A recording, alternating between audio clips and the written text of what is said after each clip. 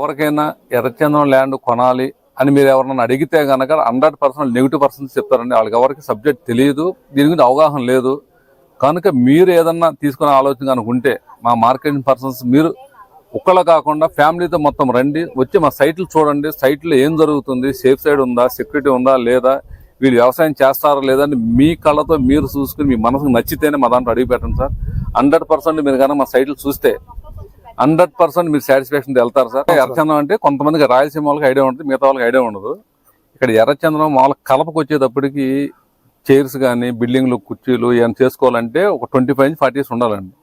కానీ మన కంపెనీ ఏంటి ఎర్రచందనాన్ని ఓన్లీ మెడిసిన్కి వాడతారు.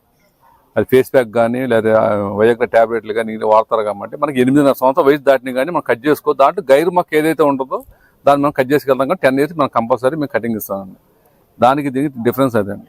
సాయి ప్రాపర్టీస్ వాళ్ళు వెంచర్ వేస్తున్నామండి. ఆ వెంచర్ ఎలా వేస్తాం, మినిమం ఎవరైనా కానీ 25 cents కొనుక్కోవాలండి. ఎందుకు కొనుక్కోవాలంటే ఓపెన్ ప్లాట్లు వేసినప్పుడు అదే టైప్ మనం రోడ్ పత్తి బిట్టి రోడ్డు ఇస్తున్నాం కనుక కంపల్సరీ 25 cents బిట్టి ఉండాలండి. దాన్ని అడంగులు ఎక్కాలంటే మనం 20 cents తీసుకుంటేనే మనకి అడంగులు ఎక్కడం కానీ పాస్బుక్ కానీ మన రేపు పర్మిషన్ కానీ ఈజీగా ఉంటుంది. ఒక 25 cents 10/10 ప్రకారం 90 నుంచి 100 మొక్కలు పడతాయండి.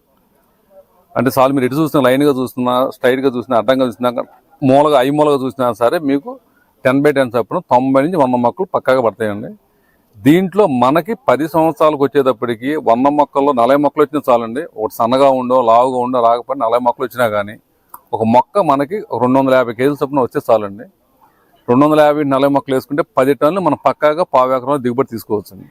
దీనికి రేటు కూడా వచ్చేసి గవర్నమెంట్ 2015లో 256 జీవో ప్రకారం ఏ గ్రేడు 52 లక్షలు అండి, బి గ్రేడ్ 38 లక్షలు, సి గ్రేడ్ 21 లక్ష ఒక టన్ అండి.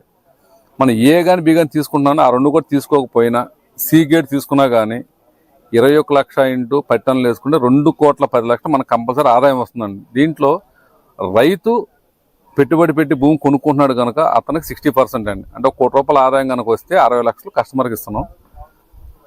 40% ఎవరైతే సాయి ప్రాపర్టీస్ ఉన్నామో మేము పెట్టుబడి పెట్టి పెంచి పోషిస్తున్నాం కానీ మాకు 40% సాయి